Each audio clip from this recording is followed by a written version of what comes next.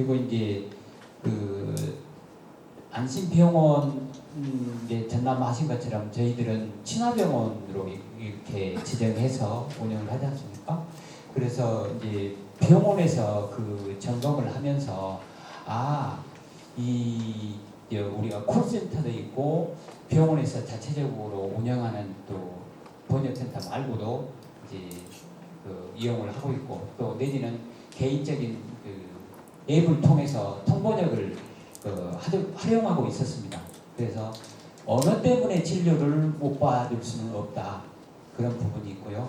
진료 체계에 대한 부분은 저희들이 그 아까 지적해 주신 부분이라든지 또 통번역사들 양성을 하면서 거기서 이제 어려운 점들을 얘기하시기로 했는데 실은 저희들이 그 사전에 일부 조사를 한 것은 있습니다.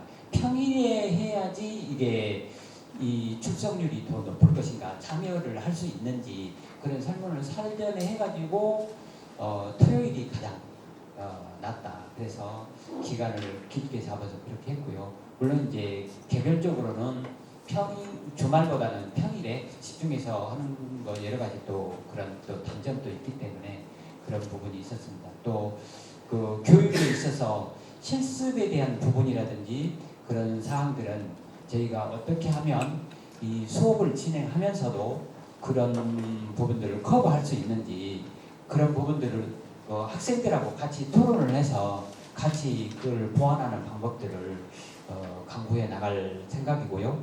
또 이분들이 직업적으로 이렇게 하고 싶어 하지만 사실은 수요는 많지는 않습니다. 그렇다고 해서 이 통역이 꼭 필요하냐 하는 부분들은 좀 더 여러 가지 우리 많은 비용이라든지 부담 부분이 있기 때문에 그런 부분들은 우리가 점진적으로 이게 필요한 부분에 우선 투입을 하되 그런 부분들은 이 인프라를 확충을 해서 나가는 것이 더 우선될 수 있겠다는 생각을 합니다. 그래서 이런 저희들이 콜센터를 운영을 하고 또 이제 우리 자체적으로 지금 파견을 하고 있습니다만은 이제 우리 파견 받는 입장에서도 재택이라든지 그런 부분들이 가능한 삼자 통화라든지 그런 부분도 같이 운영하려고 하는 그런 부분들을 갖고 있기 때문에 그리고 단가에 대한 부분은 사실은 그 아까도 그 송 교수님 말씀해 주신 것처럼 현실적인 부분인 것 같습니다. 많이 줄수록 좋죠. 근데 이제 여러 가지 저희들도 이제 하루에 대신에 이제 4시간까지 해서 10만 원 단위로 한도를 해서 운영을 하고 있는 부분도 있고요. 또 이제 그 한 사람 한 건에 대해서 이렇게 이동을 하게 되는 이제 집에서 병원까지 먼 부분에 대해서는 그런 부분들은 또 이제 이동 시간도 감안을 해주고 그런 부분들에 대해서는 어느 정도 탄력성을 생각을 해서 지급을 할 때 심사를 한다든지 운영의 묘를 검토해 보려고 생각을 하고 있습니다.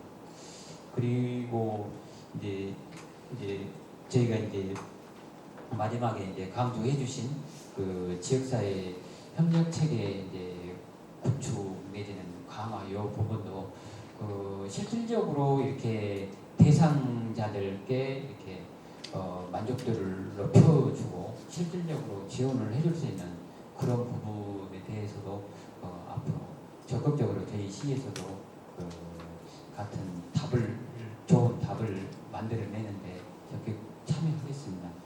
그리고 한 가지 더 말씀드리면 저희가 이제 그 외국인 근로자 지원 사업 이 부분은 사실은 저희 시 사업은 아닙니다. 특비로 내려준 사업을 지금 하고 있는 거고 이제 다만 이제 우리 지정된 의료기관에 대해서 그거를 예산이 소진됐다고 해서 그 환자를 안 받을 수는 없지 않겠습니까? 그래서 그런 부분들은 병원에서 나름대로 후원금이라든지 후원자를 연결해가지고 현실적으로 해결을 하고 있는 부분이고 아니면은 아까 그 응급 의료 지원 그런 부분들은 조금 더 여건이 더 나아서 거기 응급 의료 환자로 그 기금을 이용할 수 있는 시스템으로도 하고 있고요. 이제 다만 이제 병원에서 불가피하게 저희 같은 경우는 지금 이렇게 확충을 하고 있어요. 한도가 있어서 올해 지급을 못하게 될 경우는 병원 자체적으로 가능하다면 미지급, 미수급 이 제도를 이용을 해서 6년도로 이용을 하고 그러면 이제 우리가 최대한 정부의 이런 미수급 상황을 보고를 하고 그런 부분들을 실시간으로 나중에 내년도 예산 확충을 할 때 그런 것들을 될 수 있으면 우선 반영할 수 있도록 하고 있는데 그런 부분들은 현실적으로 조금 그런 탄력성을 갖고 우리가 대응할 수밖에 없고 또 우리 여기 황신부님도 그런 좀 이따 얘기하시겠지만 환자들이라든지 미리 우리 이주민들께서 제도에 안 들어가는 그 기간에 대해서는 일반 보험 내지는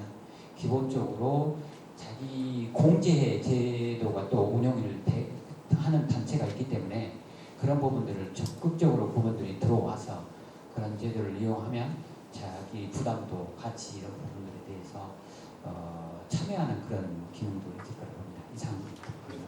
이어서 바로 김민수 장님께서.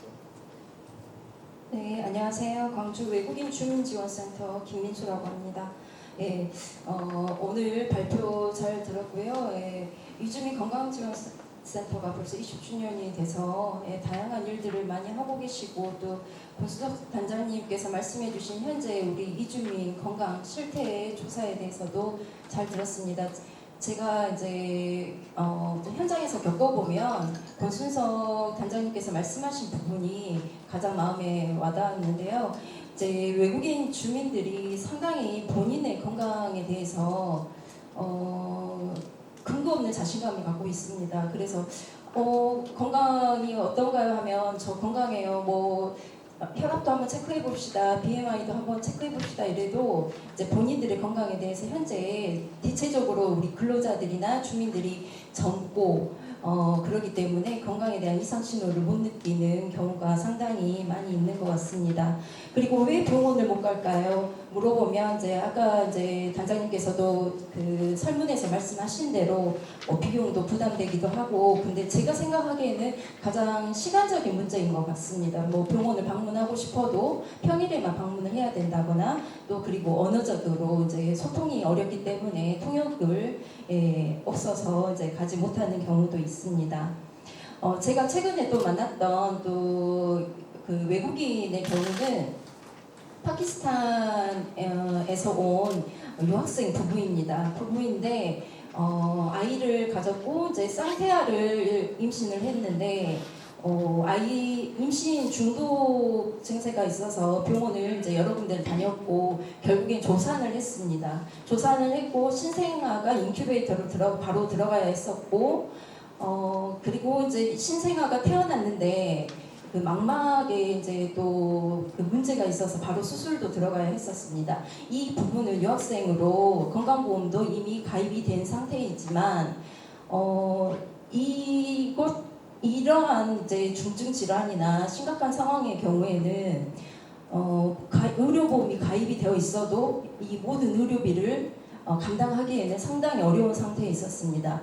우리 이제 한국인 같은 경우에는 아이를 가지면 태아보험이라 해서 바로 이제 보험을 가입하고 이제 아이를 낳고 나서 문제가 발생할 시 그거를 대응할 수 있는 그런 이제 대응 방안이 있는데 이제 외국인 유학생이나 근로자의 경우는 그런 부분들이 상당히 이제 민간 보험을 가입하는 것도 제한적이고 이런 문제들이 발생하고 있고 또 한 외국인은 산재를 이제 입어서 의료비를 한 차례 수술비를 지원을 받았습니다. 그렇지만 수술을 하고 나서도 예후가 좋지 않아서 재수술을 또 받아야 될 상황이 없고 거기에 이제 후유급여나 이런 것들을 받아야 하지만 이게 이제 좀 제대로 그 급여를 받지 못한 상황도 발생을 했고 제 2차 수술 또한 본인이 이제 감당해야 되는 상황이었고 그 외에 이제 일을 하지 못하니까 생계비 또한 문제가 발생하는 경우도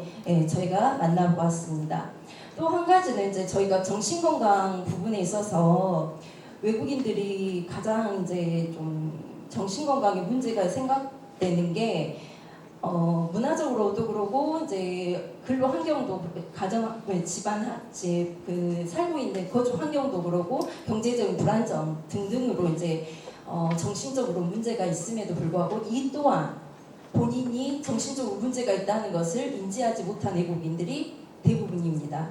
그래서 이제 저희 센터에서는 월 1회 원스톱 상담의 날을 진행하고 있는데 거기에 이제 정신의학과 전문의나 이제 심리 상담 하시는 분을 오시게 해서 이제 문진도 하고 상담도 진행해 보았습니다. 진행해 봤는데 하면 그 상담을 하면은 100%가 중증도 이상의 상태를 보이고 있었고 약을 이제 전문의와 추가적인 상담과 진료를 하고 약을 복용했으면 좋겠다 하는 분들이 거의 대부분이었습니다. 그렇지만 이게 이제 상담으로 그냥 1차적인 상담에서 끝나고 2차적으로 그 다음 전문의를 이렇게 진료를 받는다거나 그 다음에 이제 절차적으로 계속 치료를 받는다는 이게 현실적으로 조금 어려운 상황에 있습니다. 예. 이제 저희 이제 외국인 주민지원센터는 말 그대로 외국인 주민 지원이다 보니까 이제 간혹 외국인들이 모든 거를 다 지원해 줄 거라고 생각하고 방문하신 경우가 있는데 그래서 의료비 지원이나 뭐 생계비 지원이나 이런 이제 재정적인 지원을 좀 기대하는 분들도 상당히 많습니다. 근데 저희가 그렇게 할 수 있는 지원 기관은 아니고요. 저희는 이제 작년 4월에 개소를 해서 이제 외국인들 위해서 건강과 관련된 지원으로 본다면 아까 말씀드린 원스톱 상담의 날을 월 1회 진행을 하고 거기에서 재활의학과나 정신 관련 이제 심리 상담사나 전문의가 방문하셔가지고 건강 검진을 해줍니다. 그리고 이제 저희가 광주 생활입금이 자원활동가단 통역 지원을 해주고 있는데요. 저희는 이게 의료 지원만 하는 건 아닌데 저희가 이제 현재까지 6월 현재까지 115건의 입금이 신청을 받았고 그중 86건이 이제 의료 통역 지원을 요청한 바 있습니다. 그리고 이제 저희가 이제 외국인들 위해서 예방이나 또 건강 모니터링도 하고 있습니다. 이게 별거 아닌 것 같은데 상당히 저는 중요한 부분이라고 생각을 하거든요. 외국인들 중에는 예방접종이나 건강 확인이 이게 크게 하려는 이제 본인의 인지 자체가 부족합니다. 그래서 이제 저희는 대한산업보건협회하고 협약을 맺어서 연 한 100도수 정도의 독감 예방접종을 하고 있고 또 혼합권 질병대응센터와 같이 이제 결합검사도 하고 있고요. 또 이제 저희 센터 내방하는 분들한테 항상 혈압 체크, BMI 체크 이렇게 해서 근데 이제 보면은 고혈압이 있는 분들이 상당히 많습니다. 대부분 20대에서 30대임에도 불구하고 150, 160의 정도의 혈압을 갖고 있지만 제가 이제 병원을 가서 꼭 검진을 다시 해보고 약을 이제 복용할 것을 권하지만 보통 이것에 대한 위험성을 잘 모르는 경우가 대부분입니다. 이제 제가 이러한 이제 상황을 바탕으로 이제 제가 좀 우리 지역사회에서 외국인 이주민들의 건강을 어떻게 하면 조금 도와줄 수 있을까 이제 생각을 해봤는데요. 먼저 그 아까 말씀하신 통역 요원들을 이제 양성하고 또 활용하는 부분이 이게 공공적인 시스템으로 저는 돼야 된다고 생각합니다. 아까 말씀하신 대로 광산구에서 이제 또 지원하는 게 있고 광주시에서 지원하는 게 있고 저희는 이제 의료 통역은 전문은 아니지만 그래도 통역 지원이 있습니다. 이런 부분에서 이렇게 산발적으로 나눠져 있는데 이걸 좀 통합시키는 일이 필요하다는 생각이 들고요. 그리고 의료비 지원 시스템에 대한 좀 다층적인 구조가 마련되어야 하지 않을까. 아까 말씀드린 의료보험, 건강보험은 가입되어 있지만 말씀드린 그런 중증 질환의 경우는 비용이 엄청 많이 드는데 이것을 과연 누구에게 지원을 받을 수 있을까? 이제 저는 이제 가족들이 도와줄 수 없나요? 이런 거 물어보는데 사실 뻔히 사정이 안 되니까 저희를 찾아왔을 거라는 건 알지만 이거를 개인의 그냥 책임으로만 할 것인가라는 생각도 듭니다. 그래서 대학에 있는 유학생들은 대학과 연계해서 조금 지원금을 마련한다거나 근로자들은 또 중소기업청이나 이런 곳에서도 좀 사회 공헌적인 뭐 기금들을 마련해서 우리가 의료비를 지원할 수 있는 다양한 방법들을 좀 모색해봤으면 좋겠다 싶고요. 또 정신건강 서비스 접근성도 물론 확대되어야 할 것이고 아까 말씀드린 외국인 친화병원에 대해서 제가 말씀드리고 싶은 게 여기 친화병원에 이제 속해 있는 원장님도 그 말씀을 하시더라고요. 아무것도 해준 게 없어요. 이렇게 말씀을 하시는데 이 친화병원을 이제 보면 실질적으로 외국인들한테 도움이 되어야 한다는 생각이 들고 또 병원에 또 도움이 돼야 된다고 저는 생각을 합니다. 그래서 이 부분에 있어서 광주시에 조금 더 재설계가 좀 필요하지 않나 그런 생각이 들고 또 다국어 건강정보나 플랫폼 통합센터 기능이 좀 강화돼야 되지 않을까. 외국인들 중에는 건강에 대한 문해력이